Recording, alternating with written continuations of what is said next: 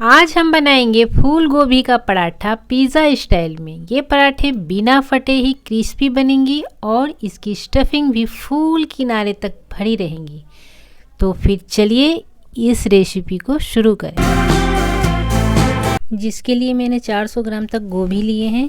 इसके कीड़े वगैरह देख लेने के बाद मैंने इसे अच्छी तरह से वॉश कर लिया है और कुछ देर सुखा भी लिया है। गोभी में अंदर तक कीड़े होते हैं और मुझे इसे ग्रेट भी करना है, तो मैं इसे छोटे छोटे टुकड़ों में कट कर लेती हूँ ताकि ग्रेटर से ग्रेट करने में आसानी हो। तो इसी तरह से सारे गोभी के फूलों को छोटे छोटे पीसेज में कट कर लेंगे। गोभी के पराठे बच्चे हमेशा माँ के हाथ का ही खाना पसंद करते हैं, क्योंकि उन्हें लगता है कि इसे बनाना बहुत डिफिकल्ट है, पर ऐसा नहीं है। हमें यहाँ पर मीडियम साइज के पार्ट से ही गोभी को ग्रेट करना है। तो चलिए, मैंने इतने सारे गोभी को ग्रेट कर लिए हैं। ये बिल्कुल फाइन है, इसमें एक भी पार्ट ऐसा नहीं है जिससे गोभी के पराठे फटने के चांसेस हो।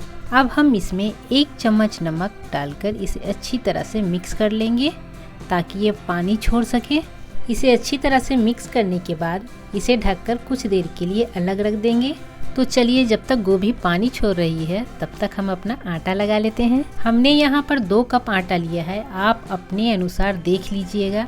अब हम इसमें 1 चम्मच नमक और 1 चम्मच मंगरेला और अजवाइन दोनों डालेंगे ताकि इससे जो स्वाद बनेगा वो काफ़ी निखर के आए। इतना करने के बाद आप इसे अच्छी तरह से मिक्स कर लीजिएगा और इसमें थोड़ा थोड़ा पानी ऐड करते हुए एक नरम मुलायम सा आटा तैयार करिएगा। मैंने यहाँ पर थोड़ा थोड़ा पानी ऐड करते हुए एक बड़ा सा डो तैयार किया है और इस डो को हमने ना ज़्यादा कड़ा रखा है और ना ज़्यादा मुलायम। अब हम इसे अच्छी तरह से थोड़ा थोड़ा पानी डालेंगे और इसे गूंधेंगे। मैंने कुछ इस तरह से इसे गूंध लिया है। उसके बाद मैंने इसमें 1 चम्मच ऑयल का इस्तेमाल किया है।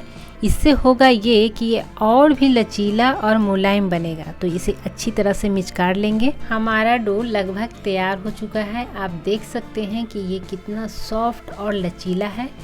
तो इसे कुछ देर के लिए ढककर हम रेस्ट करने देंगे। हमें यहाँ पर स्टफिंग के लिए कुछ मसाले भून लेने हैं, जिसके लिए मैंने तेल को गर्म कर लिया है। मैंने यहाँ पर कुछ मसालों का मिश्रण फोड़न में डाला है, उसे मैं एक एक करके बता देती हूँ। उसमें मिर्चा है, धनिया है, ज़ीरा है और काली मिर्च भी है 1-2 दाने।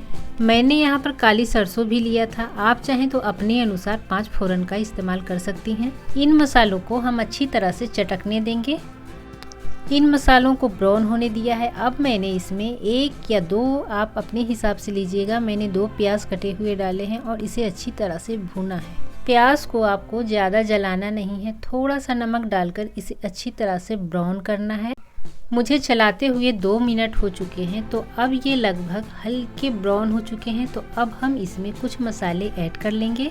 तो मैंने सबसे पहले इसमें आधा चम्मच हल्दी पाउडर और आधा चम्मच मिर्चा पाउडर और आधा चम्मच धनिया पाउडर डाला है और इसे अच्छी तरह से भून लिया है। हमारे ये मसाले लगभग तैयार हो चुके हैं। तो अब हम स्टफिंग की तरफ चलते हैं। हमने जो गोभी को रेस्ट करने के लिए रखा था, जिसमें मैंने नमक भी डाला था, तो नमक की वजह से इतने सारे पानी गोभी ने छोड़े हैं, आप देख सकते हैं।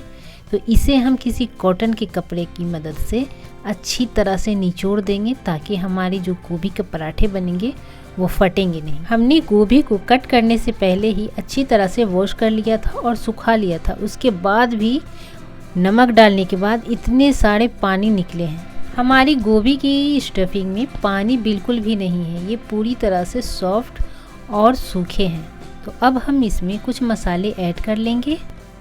इस स्टफिंग में मैंने सबसे पहले 1 चम्मच कुटी हुई काली मिर्च और 1 चम्मच कुटी हुई ज़ीरा पाउडर डाला है और मैंने इसमें 3-4 कलियां लहसुन के डाले हैं। आप चाहें तो इसे स्किप कर सकते हैं। उसके बाद मैंने 1 इंच अदरक ग्रेट किए हुए डाले हैं और मैंने 3-4 हरी मिर्च काट कर डाली है। आप चाहे तो इसे अपने अनुसार डालिएगा।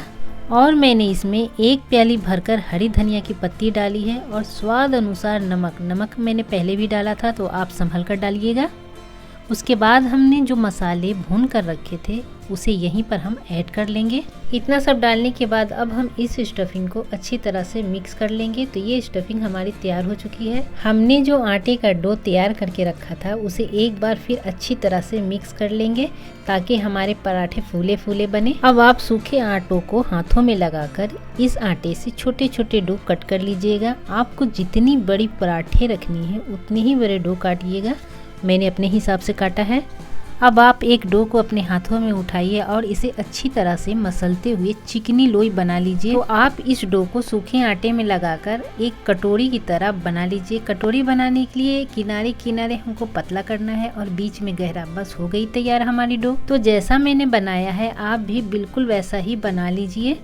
आप इस कटोरी में 3 से 4 चम्मच तक स्टफिंग भर सकते हैं। इससे हमारी जो कटोरी है वो फटेगी नहीं। यहाँ पर आप ध्यान दीजिएगा कि जितनी बड़ी हमारी कटोरी है उतना ही आप हिसाब से स्टफिंग भरिएगा, वरना हमारी जो पराठे की डो है वो फट जाएगी। तो हम इस डो को कुछ इस तरह से चम्मच से चाटते हुए ऊपर ऊपर से दबा दबा कर ऊपर उठाएंगे और इसे हल्के हाथों से बंद करेंगे। और हमारे डो में जो ऊपर का आटा बच जाए उसे काट कर आप निकाल दीजिएगा, वरना वहाँ पर गुठली जैसा बन जाएगा। इस डो के किनारे को हम दबा दबा कर अपने फिंगर से फैलाएंगे ताकि इसकी स्टफिंग चारों तरफ फैल सके और हमारी रोटी भी कुछ बड़ी हो जाए। तो हमने इस डो की बीच की स्टफिंग सेट कर दी है। तो इसे अब हम बीच से दबाने के बाद ही बेलन चलाएंगे, वह भी किनारे से हल्के हाथों से, ताकि ये फटे ना। तो इसी तरह से सूखे आटे को लगाते हुए इसे बेल लेंगे। तो अब मैंने पिज़्ज़ा स्टाइल पराठा बनाने के लिए एक रोटी तैयार कर ली है। ये पतली है। कुछ लोगों को पतला पराठा चाहिए होता है, तो ये उनके लिए परफेक्ट है। आप इसमें जितना फिलिंग भरना चाहती हैं इसे फैलाते हुए भर लीजिए, मगर इसके किनारे को हम खाली रखेंगे क्योंकि इसमें पानी लगाते हुए इसे मोड़ना भी तो है।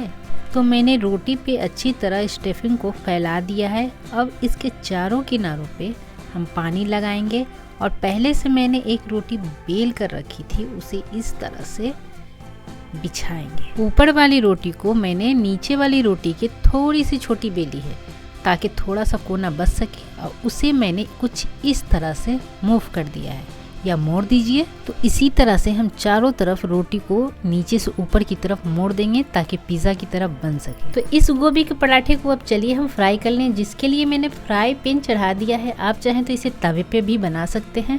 तो थोड़ा सा तेल हम इसमें डालेंगे ताकि हमारी रोटी जो है अच्छी तरह से फूल सके। तो इस पैन में मैंने सबसे पहली वाली रोटी को डाला है। इसे डालने के बाद थोड़ी देर सीख जाए तो इसे उलट दें और फिर इसमें तेल लगाते हुए पलट दीजिए। तो आप इस पराठे को जितना क्रिस्पी करना चाहते हैं उतना कर लीजिए। मैंने तो इसे थोड़ा सॉफ्ट रखा है। तो ये अब लगभग तैयार हो चुका है। तो आइए इसे अब हम किसी प्लेट में निकाल लेते हैं। हमने जो पिज़्ज़ा स्टफिंग पराठा तैयार किया था अब उसे डालेंगे और उसे भी कुछ इसी तरह से फ्राई करेंगे। तो मैंने कुछ इस तरह से फ्राई किया है, आप देख सकते हैं। थोड़ा थोड़ा तेल लगाते हुए मैंने इसे क्रिस्पी बना लिया है, जो दिखने में काफ़ी अमेजिंग है। तो ये पिज़्ज़ा स्टाइल पराठा भी हमारा सीख चुका है। तो आइए अब हम इसे सर्व कर लें। तो गाइज, आप जब भी कभी काम में बिजी हों और नाश्ता बनाना हो तो आप इस तरह की स्टफिंग पराठे बना सकते हैं, जो बहुत कम समय में ये बनकर तैयार हो जाएगा और टेस्टी और लजीज लगेगा। ये अंदर से काफ़ी सॉफ्ट और ऊपर से क्रिस्पी है। मैं इसे कट करके दिखा देती हूँ कि इसकी स्टफिंग काफ़ी अंदर तक है और इसकी स्टफिंग भी फुल किनारे तक भरी हुई है और ये पक भी चुकी है। तो आपको ये वीडियो कैसी लगी? अच्छी लगी हो तो वीडियो को लाइक कर दें। अगर चैनल पे नए आए हैं तो चैनल को सब्सक्राइब कर लें। मैं मिलती हूँ नेक्स्ट वीडियो में एक नई रेसिपी के साथ।